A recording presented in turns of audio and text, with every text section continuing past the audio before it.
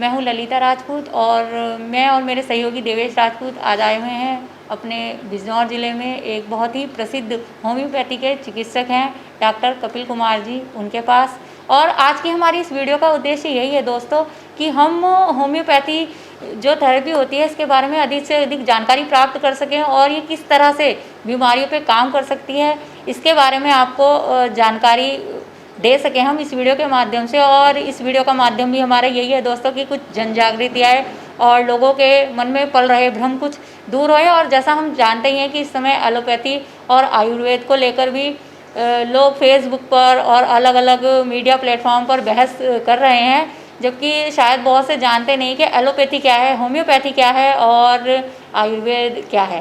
तो आइए आज इन सारे सवालों के हम जवाब जानेंगे डॉक्टर कपिल कुमार जी से। तो आइए उनसे बातचीत करते हैं। तो परिचय दीजिए हमारे दर्शकों को अपना।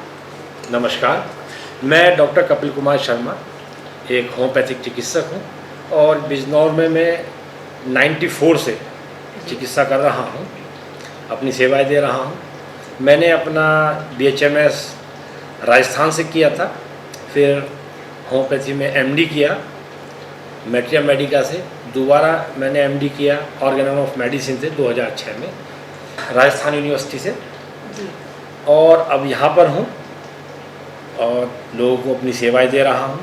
तो सर जैसे सबसे पहले तो हम आपसे यही जानना चाहेंगे कि होम्योपैथी आखिर है क्या? होम्योपैथी विशेष वैसे तो ये जर्मन के एलोपैथ डॉक्टर थे, डॉक्टर फ्रेडरिक क्रिस्टियन हनीमैन। उन्होंने इसका आविष्कार किया था और आविष्कार उन्होंने ये बताया कि जो तत्व, औषधि तत्व हमारे शरीर में जो लक्षण पैदा करता है वो वैसे ही लक्षण किसी रोगी में सही कर सकता है। जैसे उनको ये पता चला था जब वो एक मैट्रिया मेडिका को इंग्लिश से जर्मन में कन्वर्ट कर अनुवाद कर रहे थे। उन्होंने वहाँ लिखा था कि जो कुनैन है, सिनकोना की जो छाल है, वो मलेरिया में बहुत अच्छा उसका निरोग करने में अच्छा उपयोग है। अगर इसकी मात्रा ज़्यादा हो जाए या स्वस्थ व्यक्ति खा ले तो उसमें मलेरिया जैसे लक्षण आ जाएंगे। यही बात डॉक्टर हनीमैन को थोड़ा अजीब लगी कि ऐसा कैसे हो सकता है। उन्होंने उसका परीक्षण किया अपने ऊपर। उन्होंने जैसे ही सिनकोना बार खाई तो उसमें तीसरे दिन उनके अंदर बिल्कुल मलेरिया जैसे सिम्टम्स निर्धारित हो गए। ये बात उन्होंने सभी चीज़ों पर लागू करनी से शुरू की। उन्होंने बहुत सारी ऐसी चीज़ें अपने ऊपर उपयोग करके उनके लक्षण देखे और बाद में उन्होंने उसको ये जब रोगों में किया तो वो रोग सही हो गए। फिर उन्होंने 1796 में ये होम्योपैथी का जो लॉ था उसको स्थापित किया और इसका एक ट्रीटमेंट और सिस्टम बताया कि जिसको होम्योपैथी का। और ये मैं बता दूं कि एक सिस्टम जिसको हम एलोपैथी कहते हैं, ये वर्ड भी डॉक्टर हनीमैन द्वारा दिया गया है। जो हमारा अंग्रेजी सिस्टम है जिसको हम जानते हैं सब लोग, ये एलोपैथी जो शब्द है ये भी डॉक्टर हनीमैन ने ही दिया था। इस समय जो सबसे बड़ा विवाद छिड़ा है आयुर्वेद और एलोपैथी को लेकर छिड़ा हुआ है, तो इसके बारे में थोड़ा सा बताइए हमें।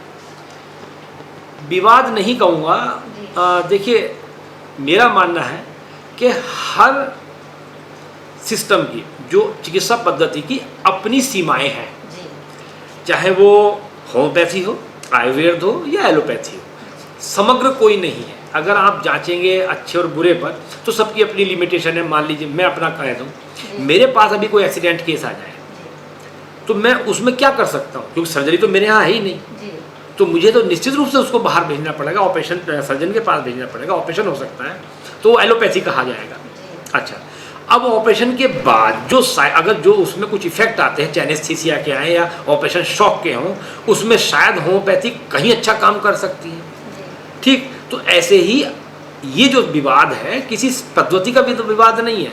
मेरे विचार से ये विवाद केवल और केवल बाजार में वर्चस्व की लड़ाई का है, किसी पद्धति का नहीं है। अगर ये मानेंगे तो इससे नुकसान ही होगा समाज को भी और चिकित्सा पद्धति को भी। लेकिन मेरा मानना है कि ये लड़ाई केवल और केवल डॉक्टर्स की ना हो करके फार्मा की, जो दवाई बनाने वाली कंपनियों के वर्चस्व की लड़ाई हो करके है। इसमें कहीं कोई डॉक्टर्स का कोई इन्वॉल्वमेंट नहीं है, कहीं कुछ नहीं है, और एक दूसरे के पूरक ही हो सकते हैं, विरुद्ध कभी कोई चिकित्सा पद्धति एक दूसरे के नहीं हो सकती। ये हमने अभी देखा है इसको कि आपस में मिलकर के जो हमने काम किया उसमें कहीं अच्छे रिजल्ट आए।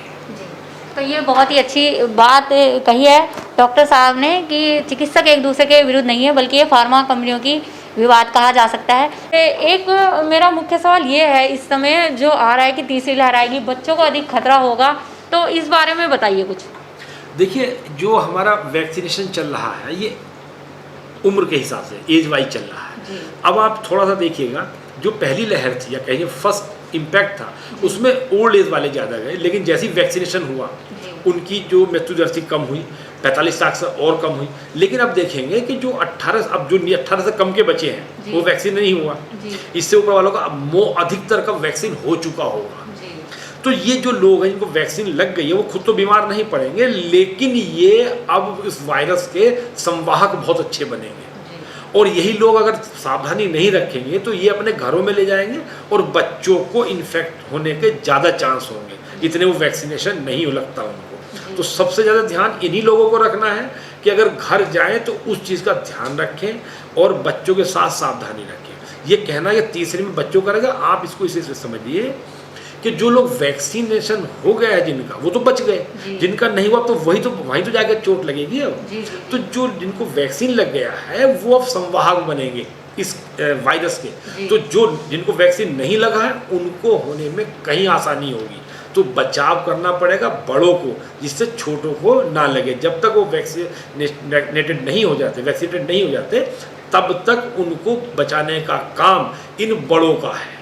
तो इसलिए बच्चों को बचाने के लिए बड़ों को आगे आना पड़ेगा, तभी बच्चे बच पाएंगे। अगर दूसरी कहते हैं पहली लहर दूसरी लहर, ऐसा कुछ भी नहीं है। वायरस अपने आप को महीना दर महीना कहिए हर में बदलता चला जाता और तगड़ा करता चला जाता। तो ये तो तीसरी लहर चौथी लहर जब तक वायरस है और हम वैक्सीनेटेड नहीं हो जाते तो इस तरह के इम्पैक्ट आते रहेंगे, आप उसे लहर का नाम देते रहेंगे और कुछ नहीं है। तो देखिए, ये बहुत अच्छी बात बताइए डॉक्टर साहब ने, जैसे वैक्सीनेशन हो जाएगा बड़ों का तो वो ये ना सोचे कि अब हम सुरक्षित हैं और असावधानी बिल्कुल ना करें, क्योंकि उनकी जरा से असावधानी उनके घर में जिन बच्चों को वैक्सीन नहीं लगी है उन्हें इम्पैक्ट कर सकती है। तो इसलिए इस बात का बहुत अधिक ध्यान रखें।